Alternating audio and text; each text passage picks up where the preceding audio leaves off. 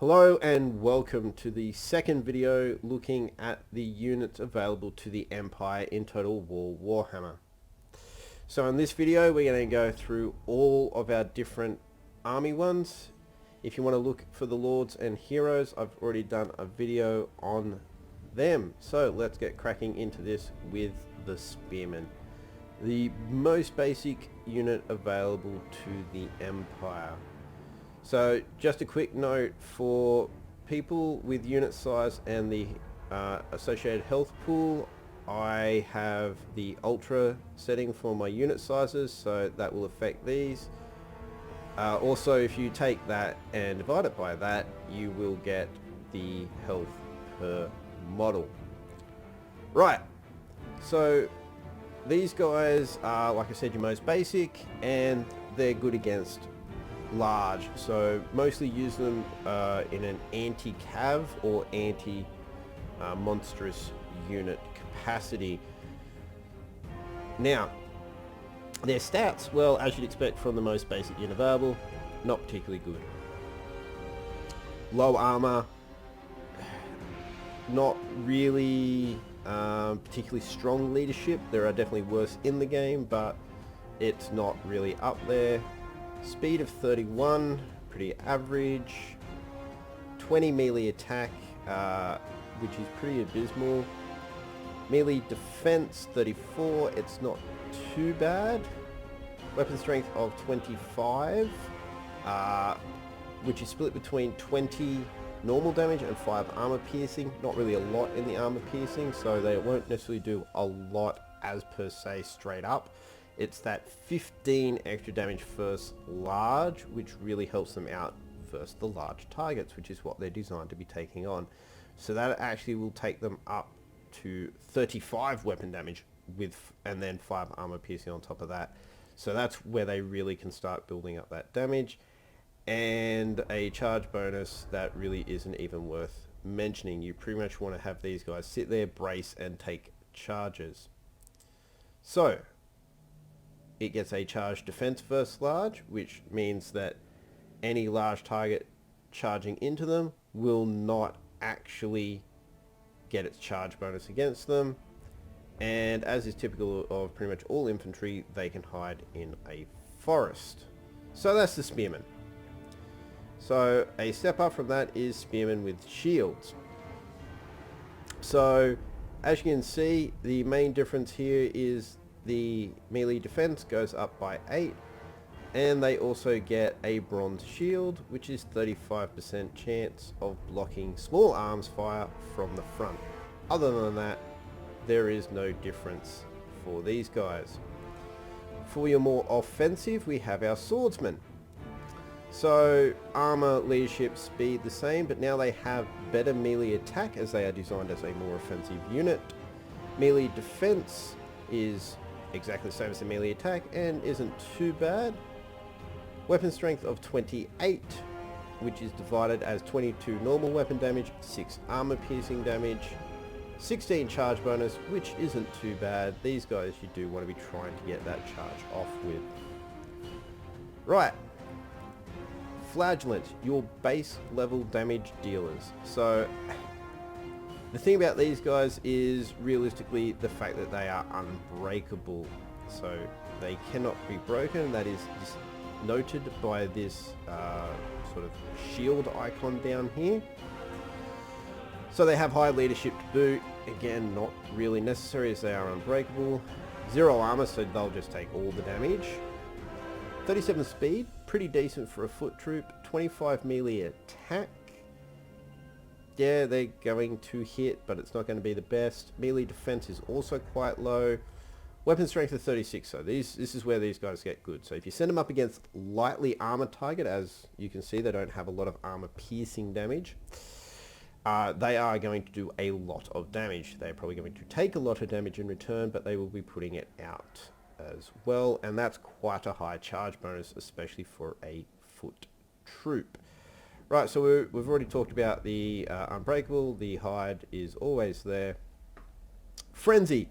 So these guys get frenzy, so as long as their leadership is above 50%, They are immune to psychology, which means fear and terror can't work on them. Again, though, being unbreakable, this really isn't a thing. 12% weapon damage, though, is nice. 8% melee attack and an 8% charge bonus are all good. And because of their unbreakable, I don't believe their leadership drops at all, which means they will always have frenzy, but as noted, they have really bad defensive stats, so they will just sort of die. Now, because they're unbreakable, it can't use leadership like it usually does with these sorts of units, so it actually has this little buff, I suppose you'd call it.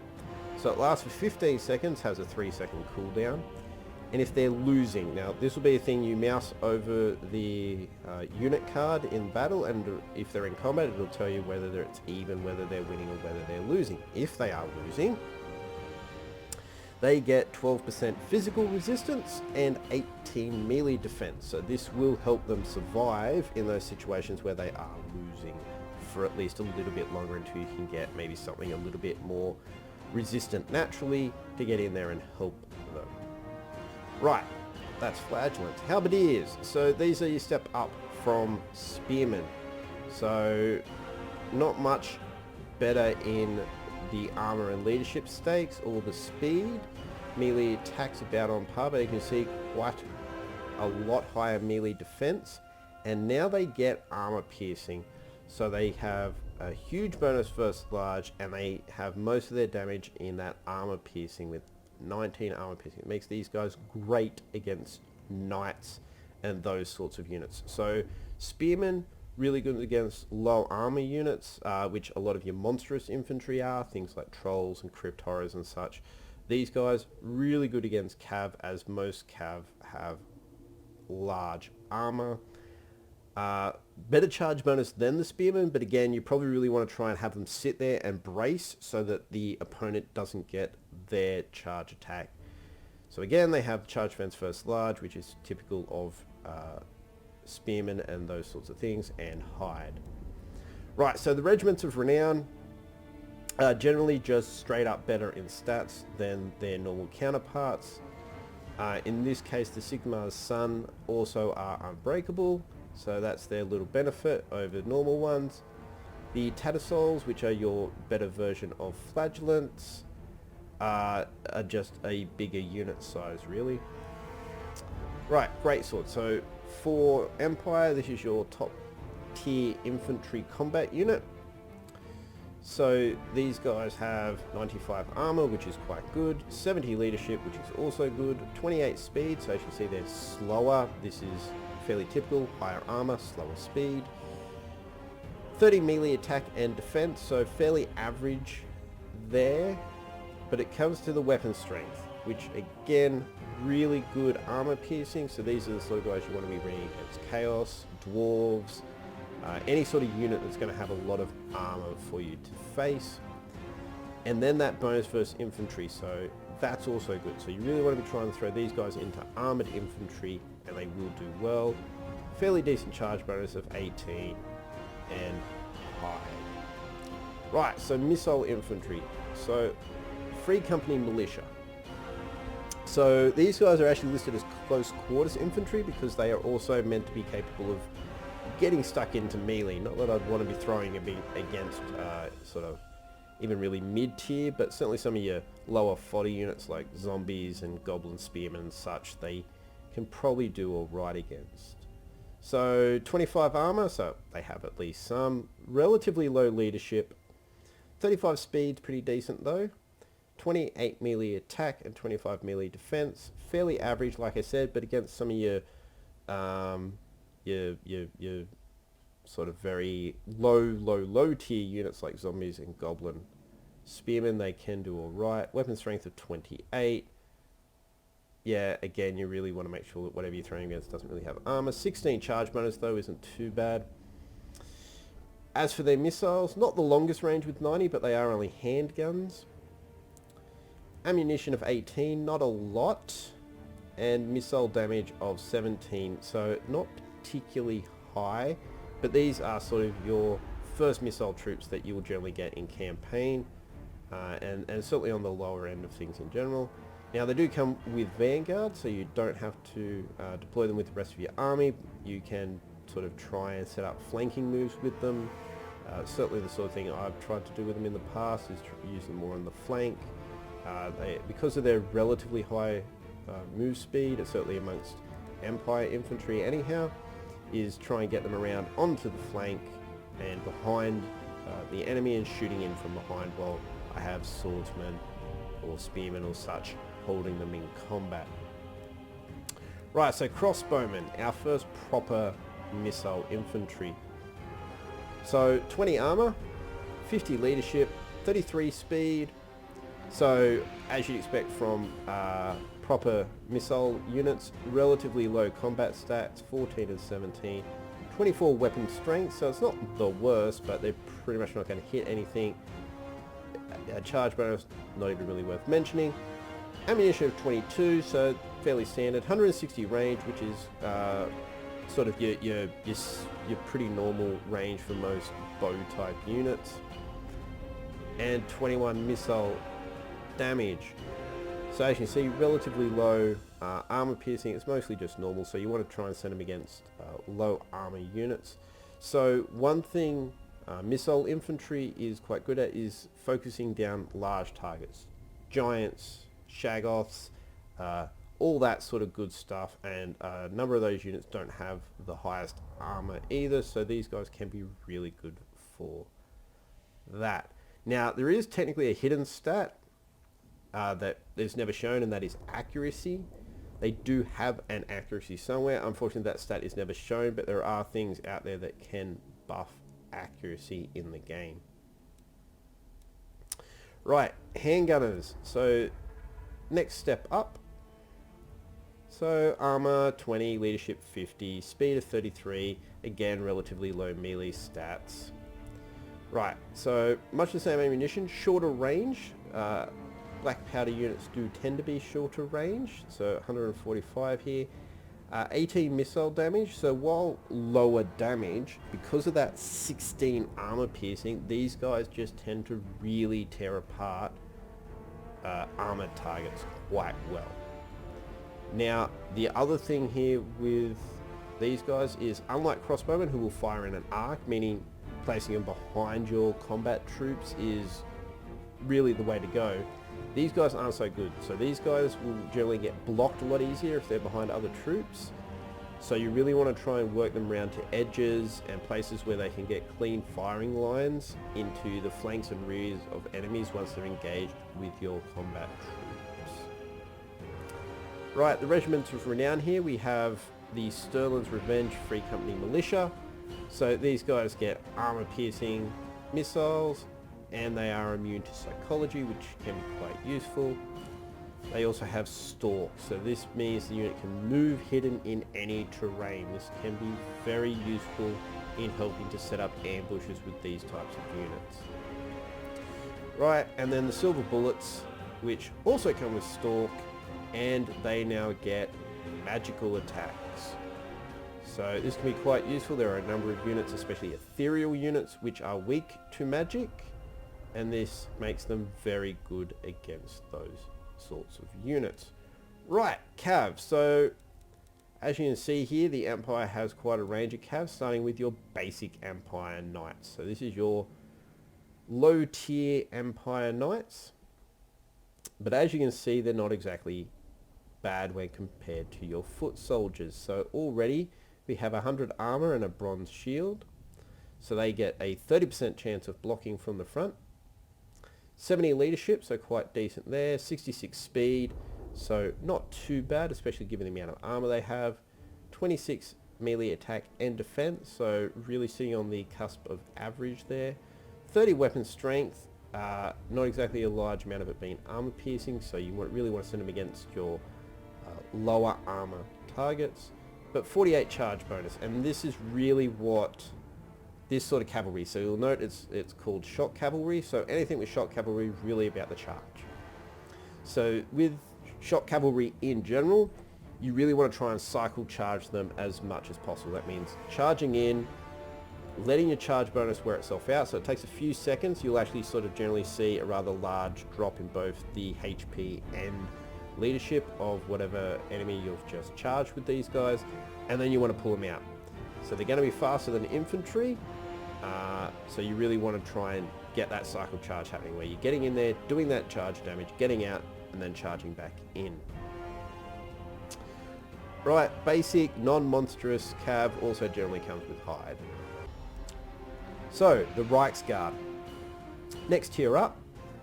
So, already we have better armor with 120. Still have our shield, 70 leadership, which is good. Same speed. But now you can see our melee attack is higher, and so is our melee defense, although not by much. Weapon strength definitely goes up though. 10 armor piercing, still not particularly good, but they can at least be doing some damage. Charge bonus though, as you can see, quite a fair bit higher. So again, getting in there, getting that charge off is what it's about. Right, Knights of the Blazing Sun. So in campaign, to use these guys, you will need to have a particular province, and you will need to build a particular building to get them. Otherwise, in multiplayer, obviously you can just select them as normal. Now, while these guys are listed as anti-infantry, which I would argue the vast majority of cav is, they don't actually get a bonus. So when we come to their weapon strength, you don't actually see a bonus like we did with, say, the halberdiers and their bonus versus large.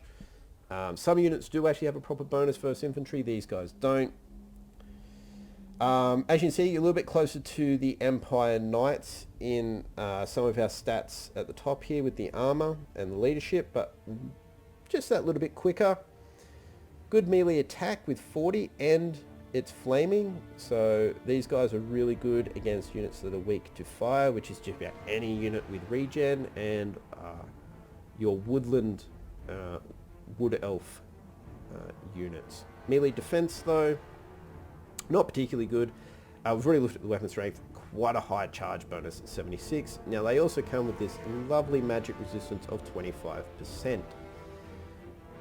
Arguable as to how good it is. Obviously it depends on whether you are going to be facing magic or not, but as you can see, their stats are better than an Empire Knights, but you're also paying for that. Right, so first regiment of renown here is for the Reichsguard, and that would be the Zintler's Reichsguard. So they get Vanguard deployment, just overall better stats, and immune to psychology. So, like I was saying before, just generally better.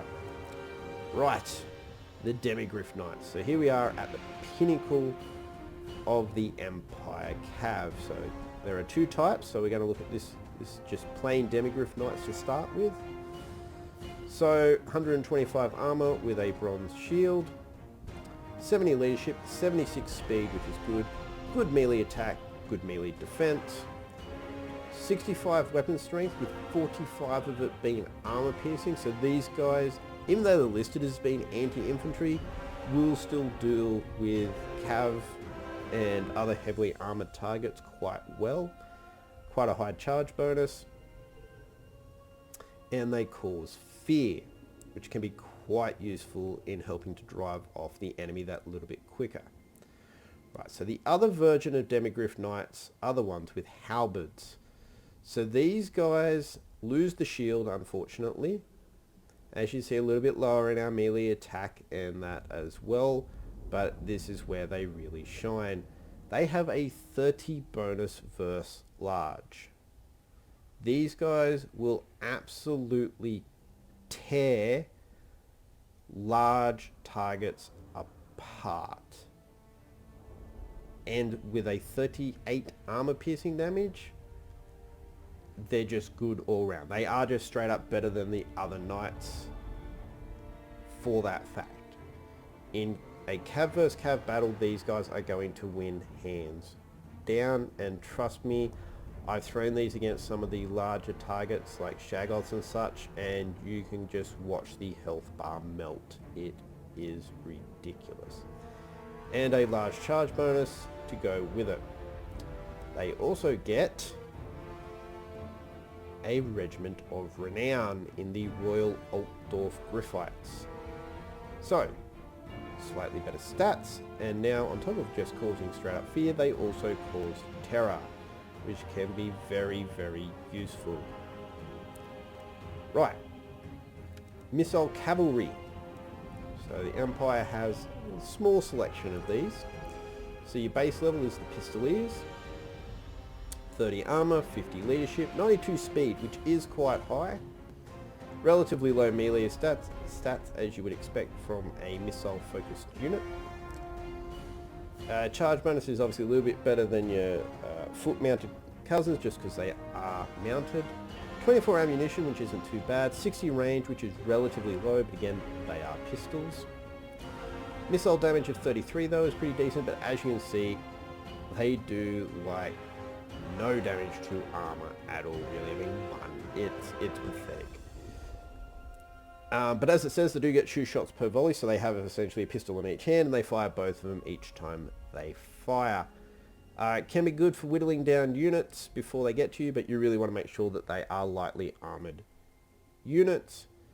So they come with Vanguard, Hide, and Fire whilst moving. This is probably their most useful trait.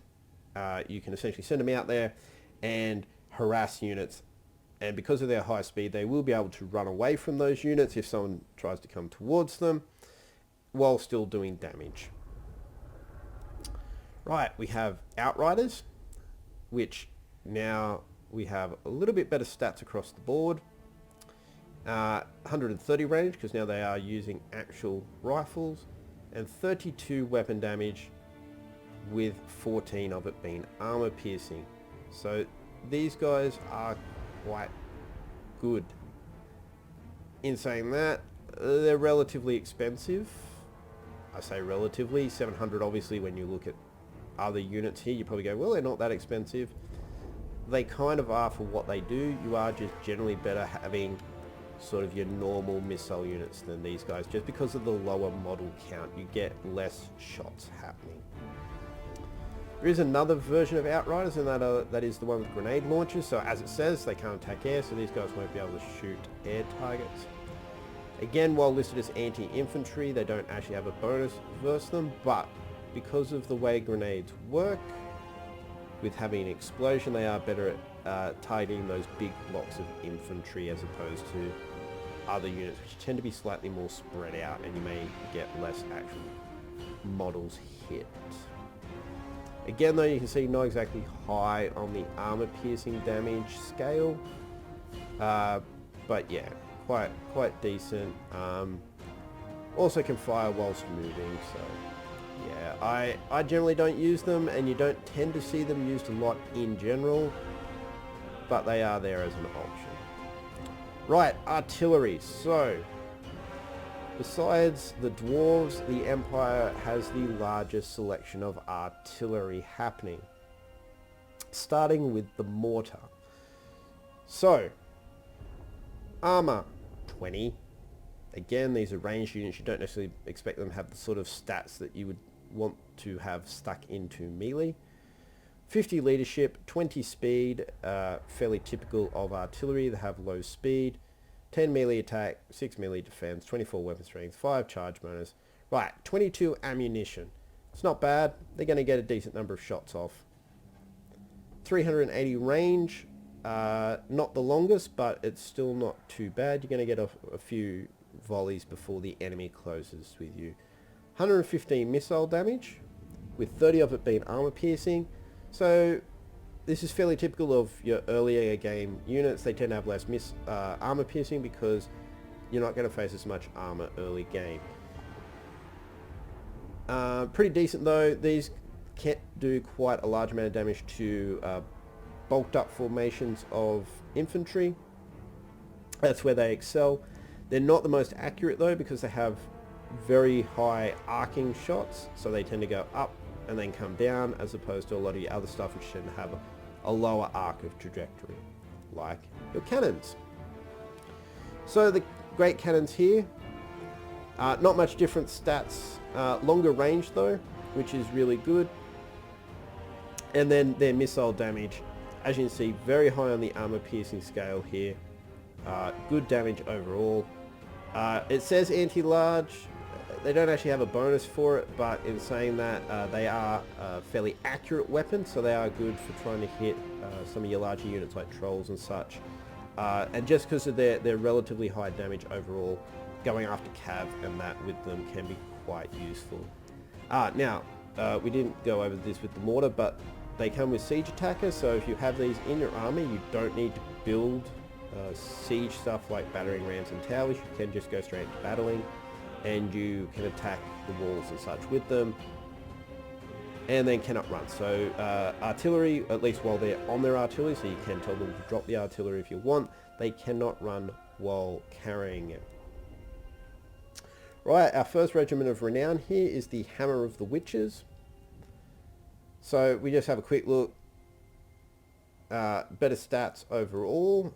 Quite a large increase here to the missile damage, and that includes a proper bonus versus large of 100. So these guys tear large units apart. They also now get 30 ammunition, with it being magical attacks, which is quite useful again against those ethereal units and such. And they come with a physical resistance of 25, so anyone trying to take them out is going to have a bit of a harder time than your normal cannons.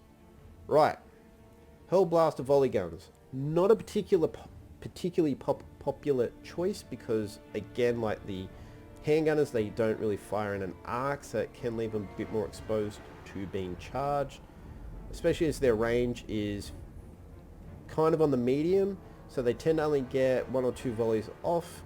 But in saying that, they do have a large amount of ammunition, although they do charge through a lot more, because they fire 18 shots per volley. Now, in saying that, good armor piercing damage. They can really just tear through infantry quite well. I have used them a little bit and seen them absolutely decimate it, but yeah, they are vulnerable. You really have to protect them very well, and it can be hard to do at times, especially if you want them getting off an optimum amount of shots. Right, the Hellstorm rocket battery. So yes, it does have poor accuracy, but boy, when it hits, does it hurt. So really good range at 480, missile damage of 304, so decent armor piercing at 30. The normal damage is obviously higher. It's what I tend to find with the Hellstorm rocket batteries, is while they can put out a decent whack of damage, that poor accuracy means a couple of the shots per volley will miss usually, but they really seem to hurt the leadership a lot more than other artillery. So artillery fire in general will hurt leadership, but the Hellstorm rocket battery seems to do this much better than the other artillery pieces. It also gets a regiment of renown in the Sunmaker, so as per usual, better stats and flaming attacks. They also fire more shots per volley. Right, so now more on to sort of war machines, sort of more of a mobile artillery, and we have the Luminarch of Hysh. So yeah, it's an interesting unit. So 40 armor, 60 leadership, 50 speed, yeah, pretty dismal melee stats, although because it is a chariot, the weapon strength and charge bonus aren't too bad. Now ammunition's low, but it does fire slowly, so you're not necessarily going to chew it through it as quick as possible. So flaming attacks and magical attacks, 300 range, which is decent. Now this is obviously its big selling point.